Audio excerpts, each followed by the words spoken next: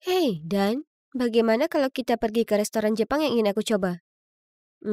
Tapi ibuku menungguku pulang untuk makan malam, jawab Dan dengan canggung. Lagi? Aku mengangkat alis. Bisa ditebak, langkah selanjutnya adalah mengeluarkan ponselnya dan menelpon ibunya tersayang. Kata ibu makan di luar itu sangat mahal. Itu idemu, kamu yang harus membayar, oke? Permisi? Apa aku salah dengar? Sulit dipercaya. Jadi, dengan ternganga aku berkata, lupakan saja, aku akan pulang. Lalu aku meninggalkannya berdiri di sana dengan ekspresi bodoh di wajahnya. Yap, si idiot itu adalah pacarku. Dan, dia sudah berusia 20-an tetapi setiap percakapan tetap saja. Ibuku ini dan ibuku itu. Sangat melelahkan. Pada awalnya aku pikir aku telah menemukan cowok yang gagah dan sempurna untuk diandalkan. Malah, ini menunjukkan kalau kalian tidak bisa menilai buku dari sampulnya. Semuanya dimulai saat aku kembali ke pedesaan, dan aku merasa kesulitan beradaptasi di sini lagi. Selain itu, aku sudah lama tidak punya pacar. Ya, ceritanya balik lagi ke belakang. Aku tidak begitu putus asa, tapi bibiku bersikeras menjodohkanku dengan cowok imut ini. Aku pikir, kenapa tidak? Kesan pertama, Dan cukup ganteng. Dia baru saja lulus dari perguruan tinggi bergengsi, dan dia tampak begitu lembut dan baik hati. Kami menghabiskan waktu mengobrol. Jadi, ya, setelah itu kami mulai berkencan. Awalnya memang baik-baik saja, tapi kemudian detail aneh tentang dirinya mulai muncul ke permukaan. Kami pernah mengatur kencan di tempatku. Rencananya adalah memasak makanan bersama, lalu bersantai menonton film. Tapi begitu dia tiba, dia langsung berjalan ke sofa dan mulai menonton TV tanpa ada niat membantu. Aku menyeretnya ke dapur, memberinya wortel dan alat pengupas. Dia tampak bingung, lalu tergagap. Aku tidak tahu caranya. Kucoba tunjukkan padanya. Tetapi meskipun telah menjelaskannya dengan sangat rinci, dan masih gagal mengupas satu wortel yang jelek. Lalu, ya, kalian bisa menebaknya. Pada suatu saat dia menelpon ibunya. Lalu dia bilang padaku, ibuku bilang dapur adalah tempat yang sangat berbahaya. Aku bisa melukai diriku sendiri atau membakarnya. Kita bisa kembali ke rumahku, ibuku bisa memasak. Aku memelototinya lengan akimbo. Atau kita bisa makan di luar? Dan bergumam. Tapi itu kalau kamu yang membayarnya, Claire, ini bukan salahku. Aku menggeram sambil menggelengkan kepalaku. Baiklah, kalau begitu aku tidak ikut denganmu. Lalu aku mendorongnya keluar dan membanting pintu hingga tertutup. Apa yang baru saja terjadi?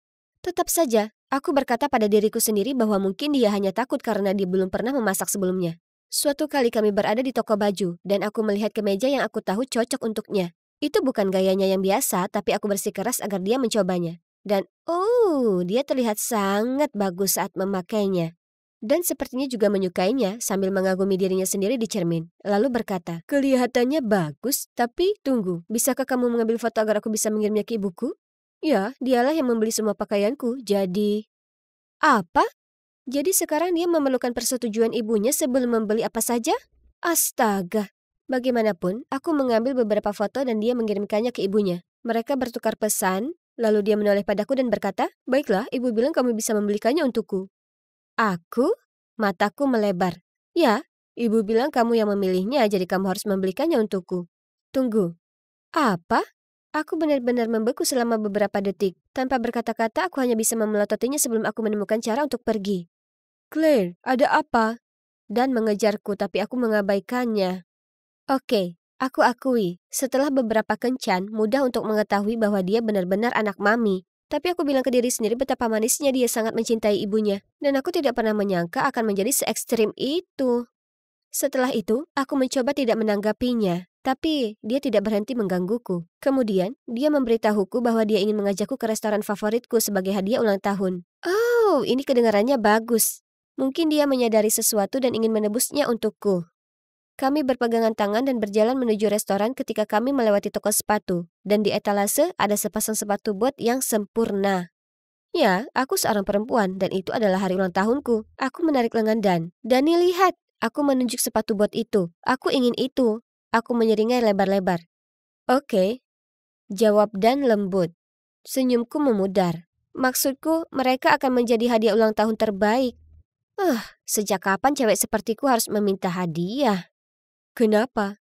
Dan mengangkat bahu. Kamu menyukainya, aku tidak. Wajahku memerah karena marah. Tapi ini hari ulang tahunku.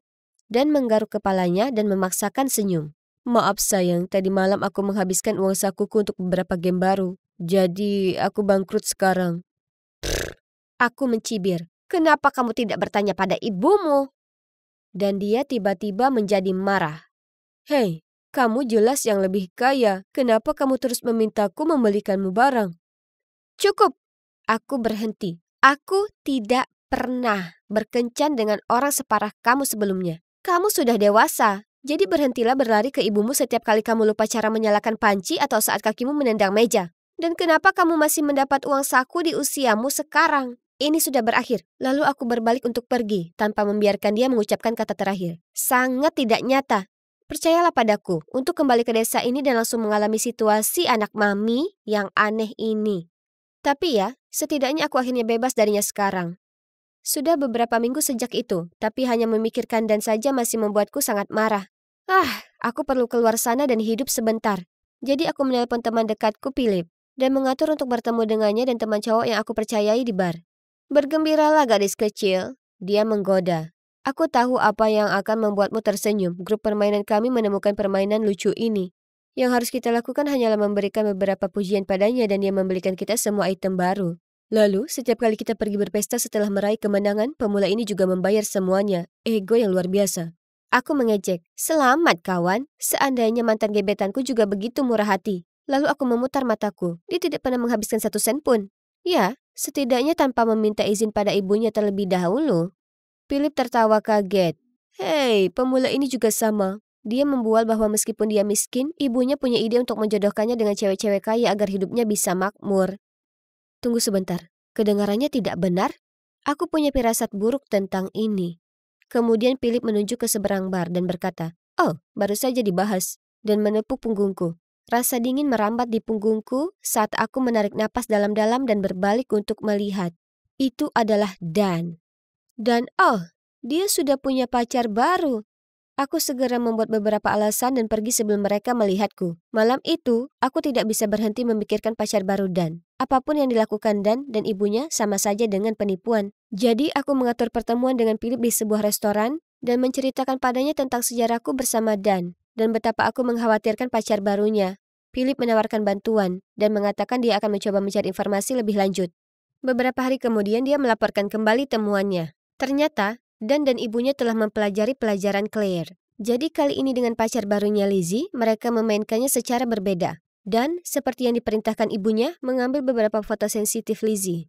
Dan sekarang setiap kali dia menolak membayar sesuatu, Dan mengancam akan mempostingnya secara online. OMG, ini membuatku merasa sangat mual. Cewek malang itu terjebak, dan mereka menyedot seluruh uangnya. Ini adalah pemerasan, dan aku akan menghentikannya. Tidak butuh waktu lama bagiku menemukan Lizzie lewat online. Aku kemudian mengiriminya pesan yang mengatakan aku ingin membantu, dan kami mengatur untuk bertemu langsung. Setelah mendengarku mengatakan kalau aku tahu yang sebenarnya, Lizzie langsung menangis. Aku tak bisa membiarkan foto-foto itu tersebar, jadi aku harus tetap menjadi pacarnya dan membayar semuanya. Dia mengusap air mata di pipinya. Aku harus meminjam uang dan sekarang bunganya membuatku jadi terlilit utang senilai ribuan dolar. Dan aku masih tak punya nyali untuk berbicara. Mari kita akhiri ini. Aku membanting tinjuku ke meja. Beranilah Lizzie, aku mendukungmu. Sehari setelah Philip dan aku pergi bersama Lizzie untuk memberitahu orang tuanya. Itu buruk. Ibunya mulai menangis dan berusaha menutupi wajahnya sementara ayahnya menjadi marah. Tidak akan ada yang melakukan ini pada gadis kecilku dan lolos begitu saja. Philip menjawab, benar sekali. Orang-orang jahat itu akan metong. Kami menghabiskan sisa hari itu untuk mengumpulkan bukti, termasuk semua pesan ancaman yang dikirimkan Dan kepadanya, dan kwitansi yang disimpannya untuk pembelian berlebihan yang dipaksakan oleh Dan untuk dilakukannya. Saat itulah Lizzie menerima pesan dari Dan. Ada restoran mahal yang ingin aku kunjungi. Sayang bawa aku ke sana malam ini atau restoran lain. Aku mencintaimu, X. Lizzie menjawab bahwa dia setuju. Lalu setelah mengetahui Dan keluar, kami pergi ke rumahnya. Kami mengkonfrontasi ibu Dan segera setelah dia mengizinkan kami masuk. Dia ketakutan dan akhirnya mengaku bahwa dia tidak punya pekerjaan dan ayah Danlah yang menafkahi mereka. Sebagai hasilnya, dia sangat memanjakan Dan hingga membuat ayahnya kesal. Jadi dia pergi meninggalkan mereka. Kemudian dia dengan sedih berseru, dia tidak mengatakan sepatah kata pun padaku. Dia baru saja meninggalkan pesan pada Dan, jaga dirimu dan ibumu. Aku tahu dan akan sengsara tanpa kemewahannya. Jadi aku menyuruhnya mencari pacar kaya untuk memanjakannya dan kali ini, dia mengalihkan pandangannya dariku ke Lizzie. Kami harus memastikan pacarnya tidak akan meninggalkannya lagi.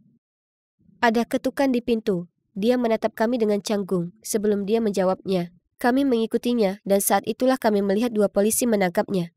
Dia menangis saat mereka membawanya pergi. Aku kira dia pikir dia seorang ibu yang baik hati yang melakukan hal yang benar terhadap putranya, padahal sebenarnya dia melakukannya dengan cara yang salah. Dan akhirnya masuk penjara. Dan rumahnya dijual untuk melunasi hutang Lizzie.